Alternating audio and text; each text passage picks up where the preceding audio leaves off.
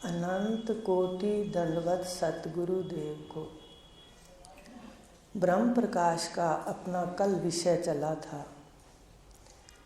कि मनोमय कोश है, उसके 6 अंग हैं और उसमें चाह भरी हुई है और चाह में आहा छुपी है और वो सतगुरु देव के मिलने पर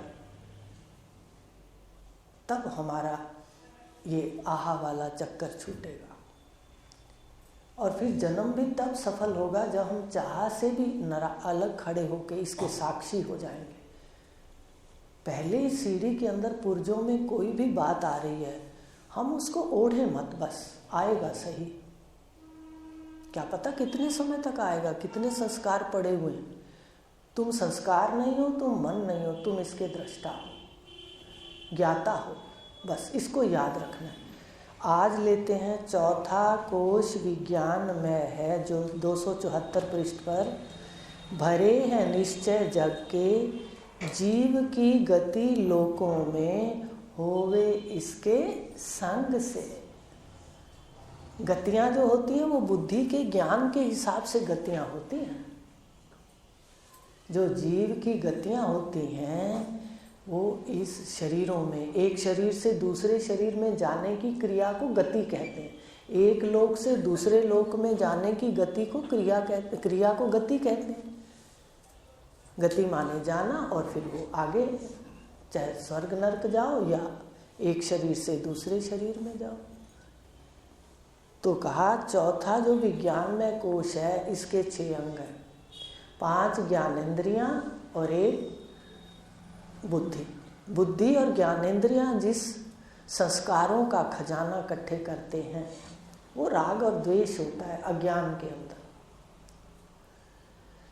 बुद्धि विवेकवती होती है पर अज्ञान से ग्रस्त होती है तो वो मोह कर बैठती है। जो अनुकूल है उसे राग और प्रतिकूल से द्वेष, ये अज्ञान के लक्षण हैं।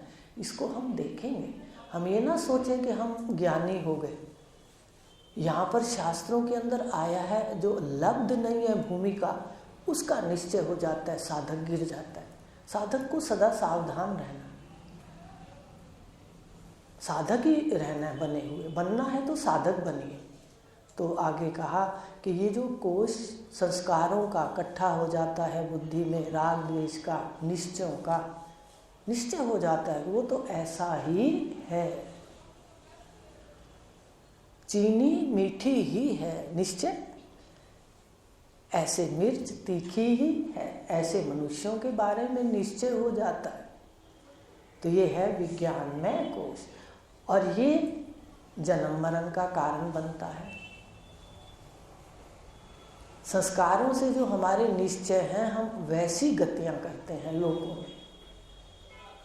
तो कहा ये इसका संग करते हैं जब बुद्धि का, राग द्वेष का, तो हमें लोकों में भटकना पड़ता है।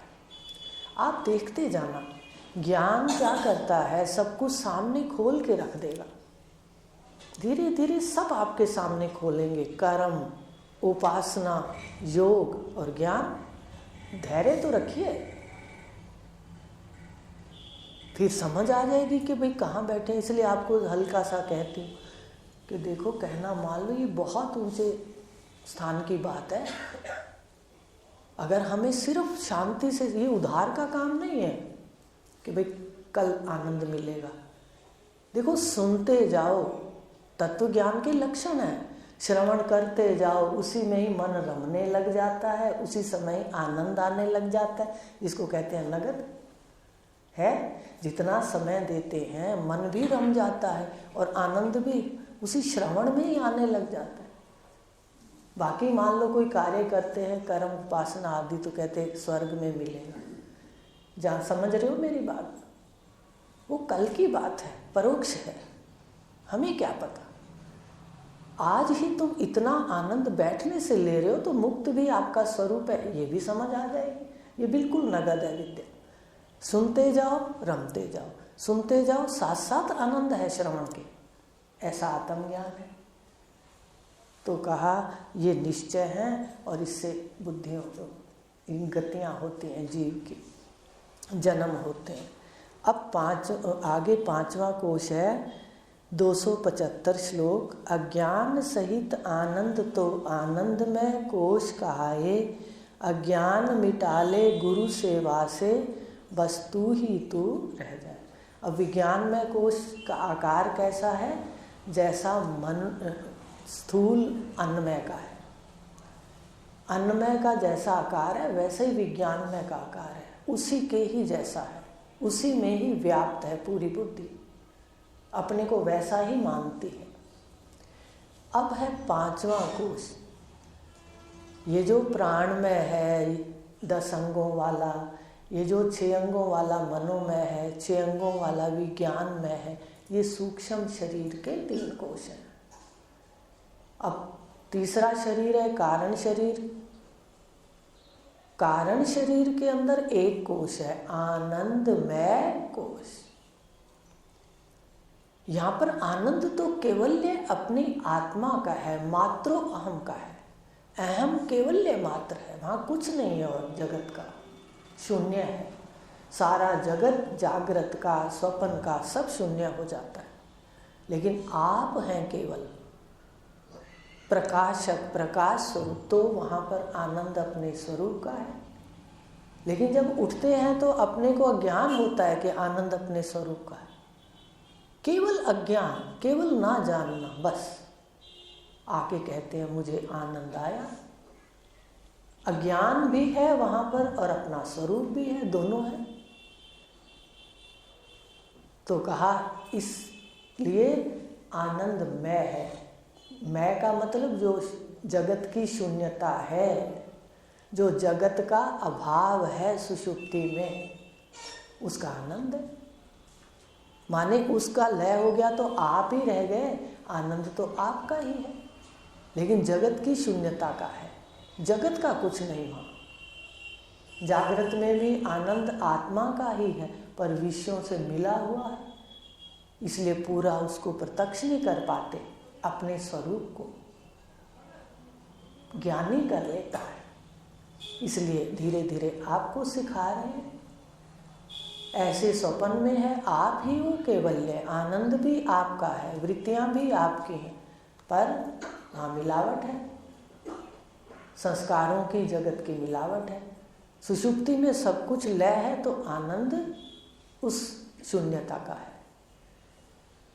जानकारी हो जाएगी तो वहाँ भी आनंद है और यहाँ भी आपका आनंद स्वरूप है। लेकिन अज्ञान है तो हम कहते हैं भाई जागृत में तो दुख है, स्वप्न में भी दुख है, और सुषुप्ति में कहते हैं बड़े आनंद से सोया हूँ। सोता नहीं है, ये आनंद को अपने आप में मानता है, इसलिए आनंद भूख कहा इसको। इसके 3 अंग हैं। अज्ञान इसका एक ही पुर्जा है, अज्ञान कारण है। कारण शरीर क्या है? अज्ञान। अज्ञान सारी सृष्टि में भ्रमण कराने का, गतियां करने का कारण है। तो ये जो अज्ञान है, इसके आनंदमय कोश के 3 अंग हैं। आनंद स्वरूप के नहीं, बाद में आनंद स्वरूप बताएंगे। आनंदमय कोश सृष्टि है पर सोई हुई है, खत्म तो नहीं हुई। जैसे ब्लैक आउट कर दिया जाए, घर में सारे सोए हैं, सामान भी सारा पड़ा है, हमने सारे बल्ब बुझा दिए तो सामान दिखना बंद हो गया, पर सामान तो है। ऐसे ही सुषुप्ति के अंदर संस्कारों के पुंज तो हैं, राग द्वेष तो है, मन की वृत्तियां तो हैं, पर वो क्या हो गया वहाँ पर संसार का बटन जो था वो हमने बंद कर दिया। जागृत वाला बटन भी बंद कर दिया, स्वप्न वाला भी बंद कर दिया, लेकिन है सब कुछ, ध्यान देना। इसलिए आनंदमय कोश के 3 अंग बताए। कौन कौन से? प्रिय, मोद और प्रमोद। इस आनंदमय कोश में जहाँ संस्कार जिंदा है, जहाँ जन्म मरण जिंदा है, उसमें आनंद कैसे घटता है? कहते वृत्ति के साथ। पहले प्रिय वाली वृत्ति होती है, फिर मोद वाली और फिर प्रमोद वाली। पहले कोई चीज़ बड़ी प्यारी लगती है, हम उसको ले आते हैं, और जो घर आ जाती है उसको फिर बड़ी खुशी होती है, मैंने ये चीज़ ले ली, मैंने गाड़ी ले ली, मैंने गाड़ी ले ली। पहले होता है गाड़ी आ जाए मेरे घर, प्रिय लगती है, अब आ जाए प्रिय, वो है मोद। आ गई घर में गाड़ी, आपको बड़ी प्रसन्नता हुई, उसका पूजन किया, जो कुछ भी किया हो गया। अब उस पर 2-4 दिन 8 दिन घूम लिए, वो हो गया प्रमोद। जब हमने घूमने के लिए बैठे, बड़ी तीव्रता से आनंद, घूमे फिरे, उसके बाद वो जो आनंद है धीरे धीरे कम होता जाए। आनंदमय कोश के लक्षण हैं, आनंद अपनी पराकाष्ठा पर जा करके प्राप्ति करके घटता है, और अपने स्वरूप पर बैठने वाले का आनंद जैसे जैसे गुरुदेव के पास जाता है उसका धीरे धीरे बढ़ता है। ये घटता है और वो बढ़ता है, एक दिन मुक्त करा देता है। तो ये 3 अंग हैं आनंदमय कोश के। तो आज देखा कि 275 में है आनंद सहित अज्ञान सहित आनंद है ना, सुषुप्ति में अज्ञान भी है और अपना स्वरूप भी है। अज्ञान सहित आनंद तो आनंदमय कोश कहावे, अंग आपको बता दिए। अज्ञान मिटाले गुरु सेवा से, बस तू ही तू रह जाए। अब सुषुप्ति वाले जो साक्षी है सुषुप्ति का, अपने स्वरूप के रूप में, ब्रह्म स्वरूप में उसको जान लो। यहाँ तक जान के फिर ब्रह्म स्वरूप जानना पड़ेगा, उसका देखना पड़ेगा। सारे दर्शन होते हैं, आप जागृत में देख लो, शव और शिव 2 बताए हैं, तो मुझे लगता है हर किसी को दर्शन होते हैं शिव शव के। कौन ऐसा है जो कह देगा मुझे दर्शन नहीं? ऐसे स्वप्न में ले चलेंगे तो कैवल्य के दर्शन होंगे, सुषुप्ति में ले चलेंगे तो मातरों के दर्शन होंगे। ऐसे सारी जगह पर जानकार को दर्शन होते हैं, फिर वो उसकी वृत्तियाँ ढीली पड़ जाती हैं झूठ के अंदर। पहले तो झूठ के अंदर बड़ा निश्चय होता है। तो कहा अज्ञान में, ये गुरु के बिना ये कार्य नहीं होता।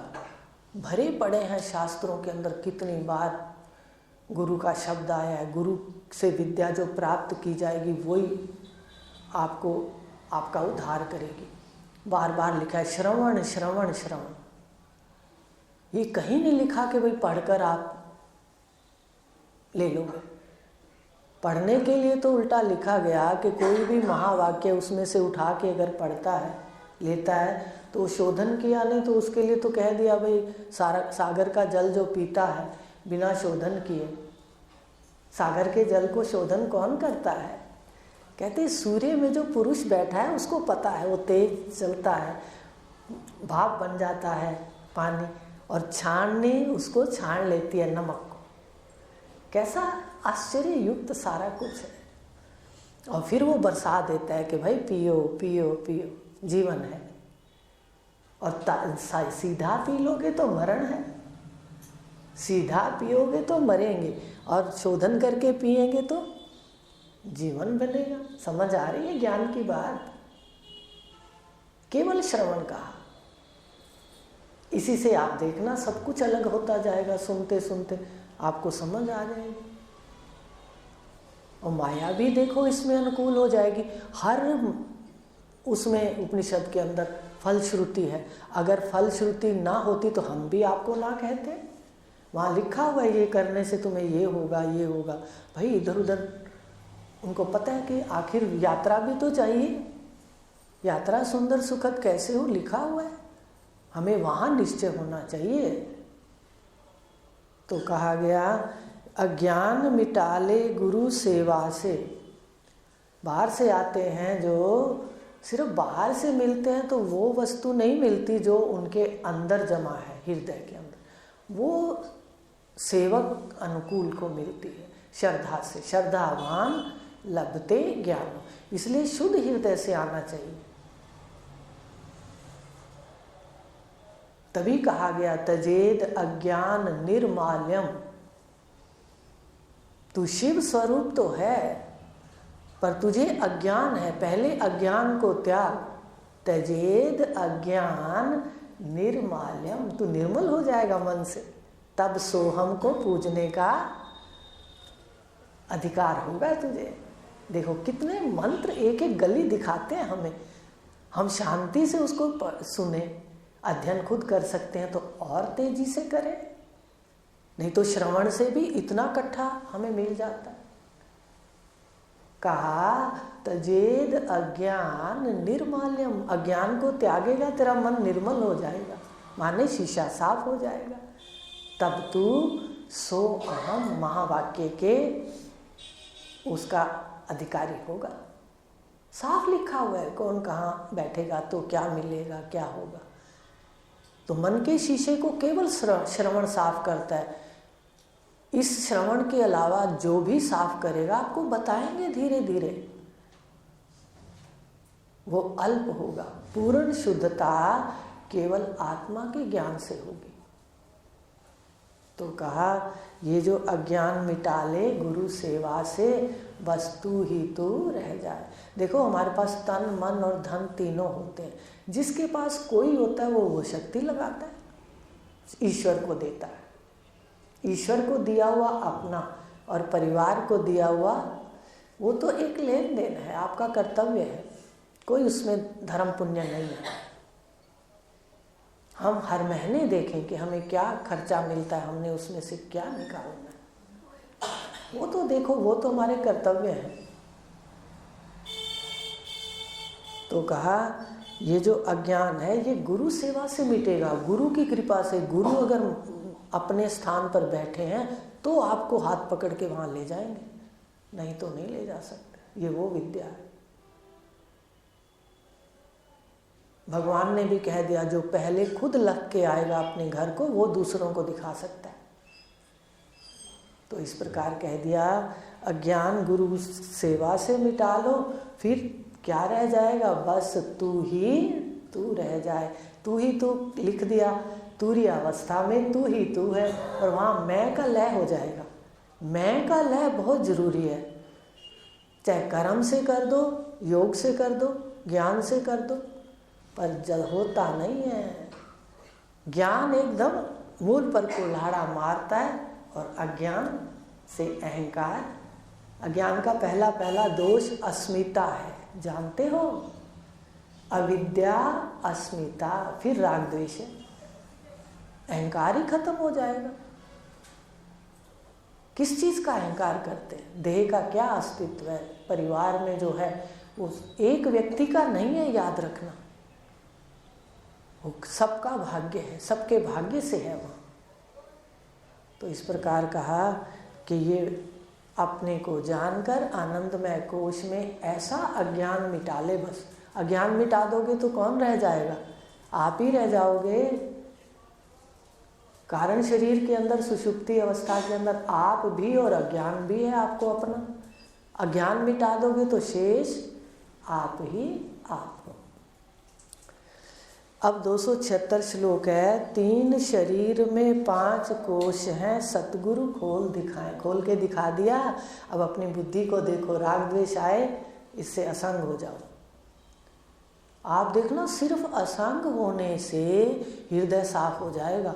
ये देखेगी बुद्धि, ये देखेगा मन, ये तो मेरे साथ लगते ही नहीं है। एक दिन फीका अपना मुंह लेकर परे चले जाएंगे।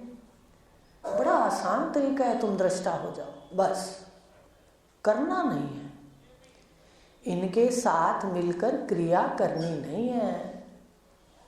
अगर क्रिया कर दी तो कर्ता कहे जाओगे, दृष्टा नहीं। तो हर इंद्री के हर कोशों को खोलकर गुरुदेव ने दिखा दिया। अन्वय में क्या क्या है देख लो, प्राणमय में क्या क्या है देख लो, मनोमय में क्या क्या है देख लो, विज्ञानमय में क्या क्या है देख लो, आनंदमय में भी क्या क्या है। संसार के पीछे भागते हैं, पकड़ते हैं, और वो आनंद धीरे धीरे क्षय होता है। बता देना कल।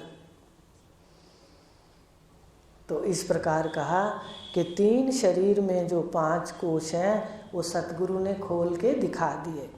स्थूल शरीर अन्नमय कोश है, सूक्ष्म के 3 बताए, बता दिए। सूक्ष्म में 3 है। प्राणमय मनोविज्ञान में है, सूक्ष्म देह के कोश 277 श्लोक है। इच्छा पूर्ति की खुशी ही कारण देह का भोग। जब इच्छा पूर्ति हो जाती है, सुषुप्ति में आपको बता दिया, जागृत में देखो 5 कोश आपकी रसोई में भी काम करते हैं, कपड़े धोने में भी काम करते हैं, पढ़ाने में भी काम करते हैं, दफ्तर में जाते हो तो भी काम करते हैं। कैसे? जब कोई संकल्प उठता है कि मुझे ये काम करना है, मुझे आज तो बढ़िया खाना बनाना है या दफ्तर का काम पूरा करना है, ठीक है, सबसे पहले संकल्प उठा तो कौन उठेगा? बताए थे ना, 2 शरीर मन के वश में है। जैसे मन में संकल्प उठेगा, प्राण तो लगे हुए ही हैं, स्थूल शरीर खड़ा हो जाएगा, रसोई में भाग जाएगा, ऑफिस में भाग जाएगा, काम करने लग जाएगा। अब काम करते वक्त देखो, खाना भी बनाते हो तो स्थूल शरीर अन्न में भी लगता है, प्राण में भी साथ लगता है, मनो में भी लगता है, फिर बुद्धि भी लगती है, कितनी मिर्च डालनी है, कितना मसाला डालना है, कितना आटा। कई बार आटा बनाते बनाते इतना सा बिल्कुल छोटा सा निकालते हैं तो हंसी आ जाती, क्या इतने में तेरा फुल्का ज़्यादा बड़ा होता? कैसे निकाल लेते हैं? बुद्धि बोलती, अंदर से प्रेरणा करती है। तो विज्ञान में कोश भी लगता है।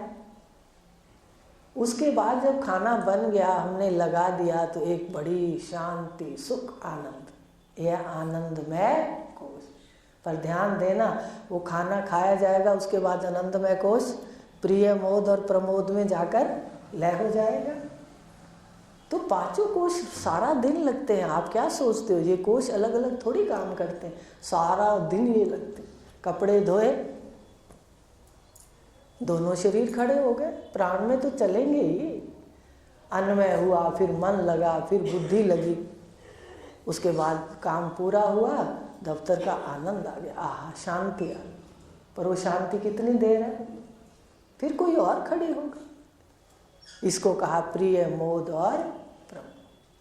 तो इस प्रकार कहा कि इच्छा पूर्ति की खुशी ही कारण देह का भोग। कारण देह का आनंद जो है वो क्या है? जब इच्छा की पूर्ति हो जाती है कोई कार्य की, तो एक सांस हो ठंडी और आनंद की स्थिति होती है, वो है कारण देह का भोग।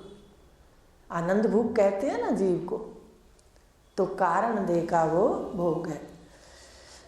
इच्छा की पूर्ति, कोई भी इच्छा करते हो उसमें सारे कोश लगते हैं, फिर बाद में आनंद भी है। तो कहा प्राण में मनोविज्ञान में कोश, सूक्ष्म देह के कोश, इच्छा पूर्ति की खुशी ही कारण देह का भोग। अब 278 है, आनंदमय कोश कारण शरीर का, आनंद सुषुप्ति में देख, पंच कोश से न्यारा है तू, लखले सूक्ष्म भेद। आनंदमय कोश को देखना है तो सुषुप्ति में देख लो, और ये भी देख लो कि आप आनंदमय कोश और सुषुप्ति अवस्था से न्यारे हो, असंग हो, दृष्टा हो, ज्ञाता हो। आप उसके बीच में नहीं हो, आप तो बिल्कुल अलग खड़े हो, असंग खड़े हो, वो आप हो। लख माने बुद्धि से, जो देखना होता है आँखों से और लखना होता है बुद्धि से। अब जो पाठ चल रहा है वो आप बाहर आँखों से नहीं देख सकते, आनंदमय कोश को नहीं देख सकते, उसके साक्षी को नहीं देख सकते। आप अपने स्वरूप में बैठकर आनंदमय कोश भी देख सकते हो और अपने आप को भी देख सकते हो।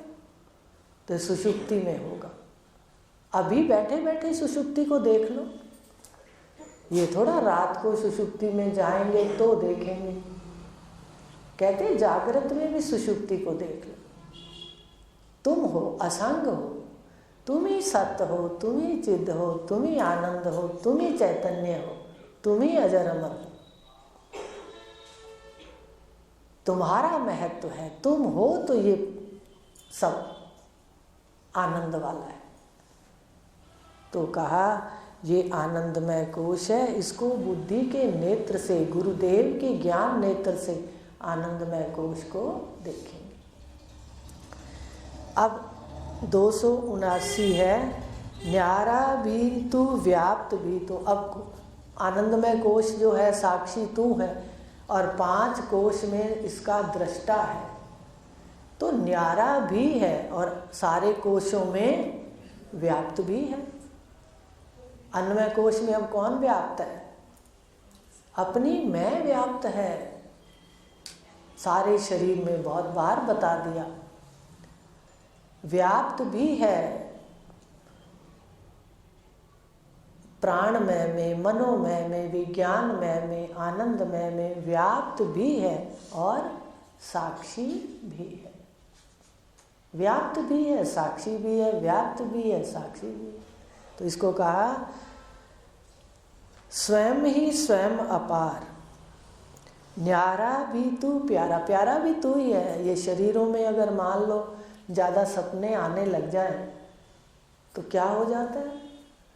नहीं है प्यारे स्वप्न, कितने ही स्वप्न क्यों ना अच्छे आए, डॉक्टर के पास जाएंगे, नींद आनी चाहिए, मुझे घर जाना चाहिए। घर तो जाता हूँ पर कई बार ये पुर्जे सोते नहीं हैं, बोलते रहते हैं, तो सारा जो शरीर है वो स्वस्थ नहीं होता, आराम नहीं ले पाता।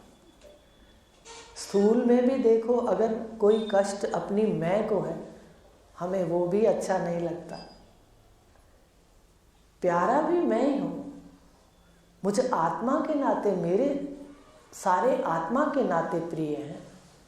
मुझे कोई सुख नहीं देता तो रिश्ता कितना गहरा है, उसके नाते प्रीता नहीं रहती।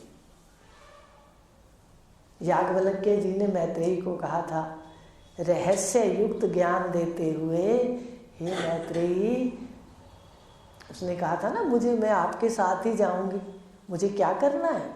जिस धन को आप छोड़ के जा रहे हो, अगर उससे ज़्यादा सुख आप लेने जा रहे हो तो मैं सदा आपकी अर्धांगिनी रही हूँ, मैं वही सुख लेना चाहते। तो उन्होंने पहला उपदेश किया था, उसके बाद वो चले गए थे छोड़।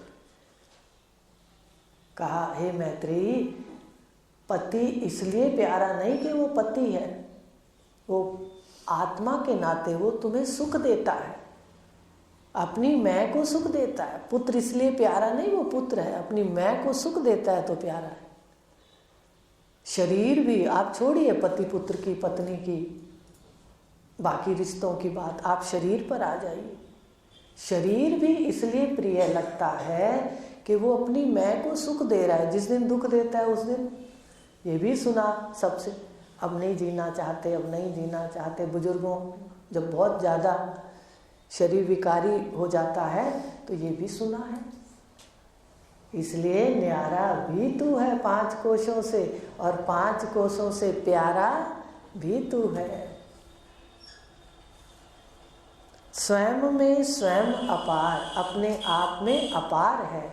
आपका कोई, मैं का कोई भी और छोर को नहीं देख सकता। नेत्र तो कुछ समय तक देख सकती है। आप बताओ, अनंत को ये नेत्र कैसे देखेंगे? नेत्र तो थोड़ी दूरी तक जा सकते हैं, आपका स्वरूप अनंत है, तो ये तो जितनी दूर तक जा सकती है, ब्रह्मांड तक भी चली जाए तो भी नहीं देख सकते। भगवान राम ने तो लक्ष्मण जी को कहा, गो गोचर जहाँ लग मन जाही, मन जाही जहाँ तक गोचर इंद्रियां जाही। कह दिया, गो गोचर जहाँ लग मन जाही, सो सब माया जानो भाई। तो ये नेत्र तो माया भी है, माया को माया तक ही देख सकते हैं, मायापति को कैसे देखेंगे? वो तो इस इंद्रियों से परे अतीन्द्रिय है, उसको अपने आप से, अपने आप में और अपने आप को देखना। तो इस प्रकार कहा, कि ये जो पांचों कोशों में व्याप्त और न्यारा है, ये प्यारा भी है और स्वयं में स्वयं अपार है। और जीवन नैया तुझसे चलती, तू सबका करण धार। ये मैं है, अहम है, अस्थि है, सामान्य में मैं है, वहाँ मैं नहीं बोलता, है। सबसे पहले कदम है मैं हूँ, वहाँ शरीर नहीं है। तो ये ऐसे आता है भाव। तो जो है वो सबका करण धार है। उपाधि सहित सृष्टि है और उपाधि रहित वो सबका आश्रय है, करणधार है, आत्मा है। और तत्त्वम असि, ये 9 उपदेश हैं उद्दालक ऋषि ने श्वेत केतु को दिए थे, उस 9 में है कि सारी सृष्टि का जो आश्रय है। कितनी बार समझाया, वो तू है, वो तू है। 9 बार उपदेश हुआ है तत्त्वमसि का। एक बार में समझ आ जाता तो इतने बड़े ऋषि उसको एक बार ही समझा के बहुत कर देते। ये हमें उपनिषद बताते हैं, ये एक बार समझ नहीं आता। इतना विद्या लेने के बाद जिसका पिता तत्वज्ञानी, वो 9 बार उपदेश सुन रहा है, सारा ज्ञान लेके आया था, तत्वों का सब ज्ञान लेके आया था। तो हम क्यों विचारें कि हमें एक बार में हो जाएगा। लेकिन हो जब गया, फिर दोबारा कोई भी अज्ञानी नहीं बन सकता।